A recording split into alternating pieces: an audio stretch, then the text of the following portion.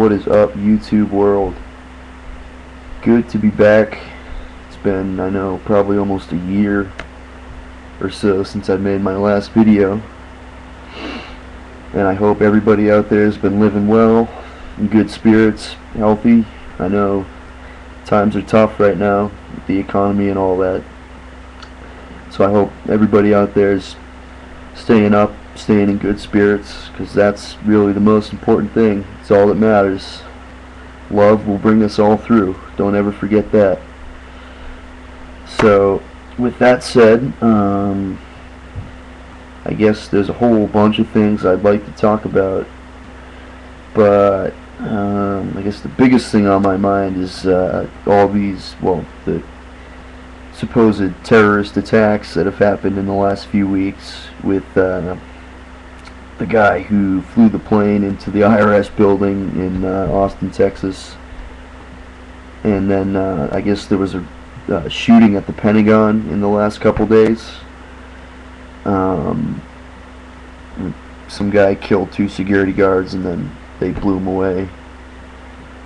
So, you know, and the question for people who know what's going on, for people who are awake, is this, you know, are these staged attacks?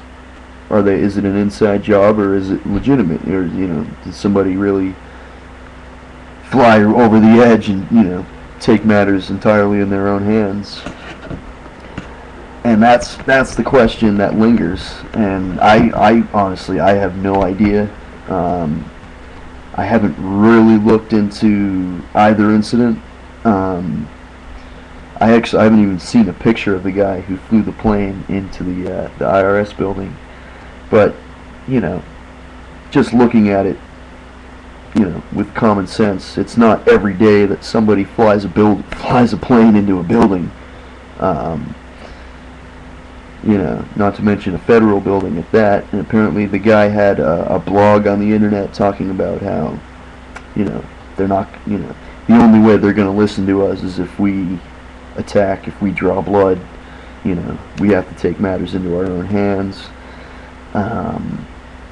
And, you know, I think it is possible that the guy was, you know, a hardliner from Texas who, you know, believes in the Constitution and, you know, has just said, fuck it, I'm going to go out in a blaze of glory.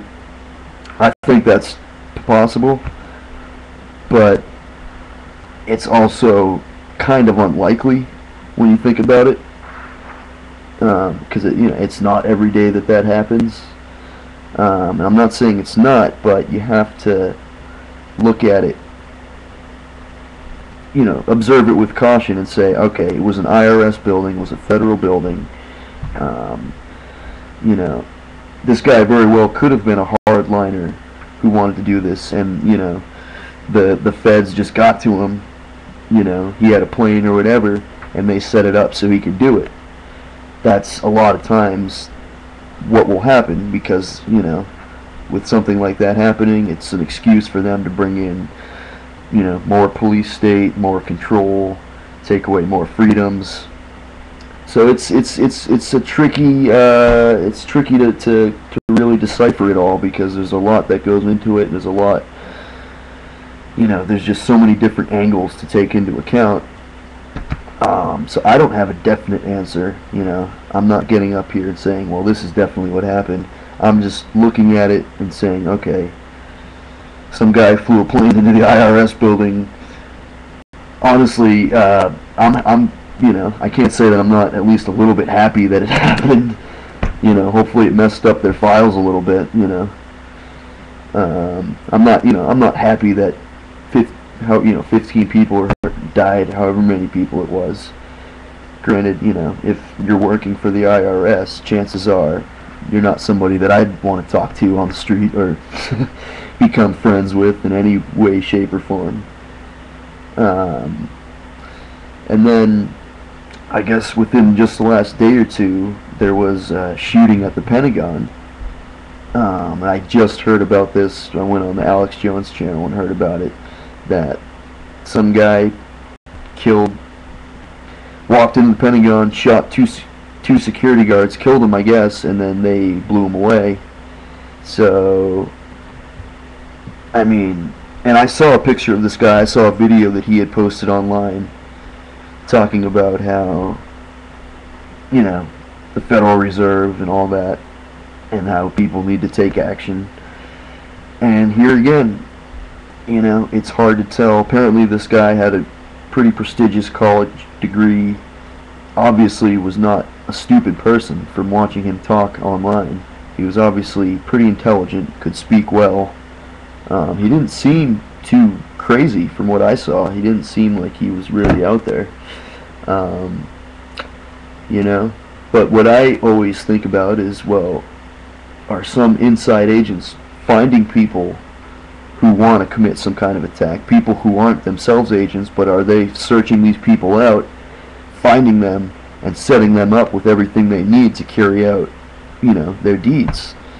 And I think though that is the most likely scenario, but it's not definite. I don't know for sure.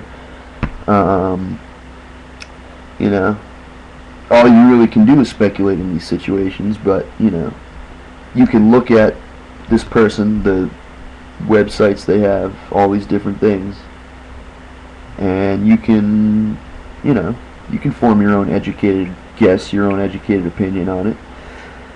So, I wanted to talk about that and get that out off my chest. I guess, another thing I want to bring to light, and I know anybody who doesn't have their head up their ass knows this, but the fact that the Tea Party, as it's been known, or been dubbed, has been completely hijacked by the neocons.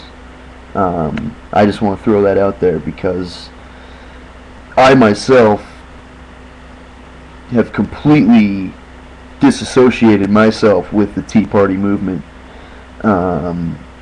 Since, you know, Sarah Palin was the keynote speaker at the Tea Party convention, you know, that was the last straw for me. You know, this is somebody who thinks that we need to start another war with Iran, and, you know, in the name of protecting Israel, and wants more carbon taxes, even though she doesn't believe in global warming. She believes in the taxes, and she, you know, her and Glenn Beck is another champion for you. You know, and it's funny how Glenn Beck, anytime, you know, these things happen, like the Pentagon shooter, the first thing he'll do is link them to 9/11 Truth and say that, oh, they were a 9/11 truther. And Alex Jones brings this to light too, and it's interesting because, you know, the first thing they want to link you to is 9/11 Truth, so that when people see 9/11 truthers, when they hear the word 9/11 Truth, they're going to think of, you know, the guy who shot up the Pentagon, or the guy who flew his plane into the IRS building, and just everything they can do, that Glenn Beck can do to demonize 9/11 Truth, he's doing.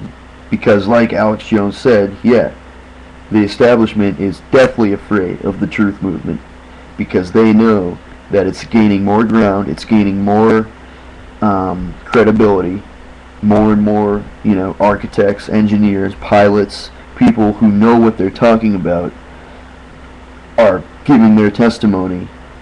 More and more people are waking up every day, more and more people are questioning the whole 9/11 story, and I think the establishment is very afraid of this, because the whole thing, if 9/11 Truth is exposed, then the whole fucking thing is in jeopardy. The whole New World Order plan. And that's why I think it is important to get that message out, because the more people we can get to, you know, question 9/11, to you know, to wake up, the greater credibility the movement's going to gain. And that's why the establishment's attacking 9/11 Truth as much as they can, because they're afraid of it. And I love it. I love it to the death, the fact that we really are making a change. And on that note, I'm going to sayonara, but it was good talking with y'all. Good to be back on the tube, and hope to see you in the near future.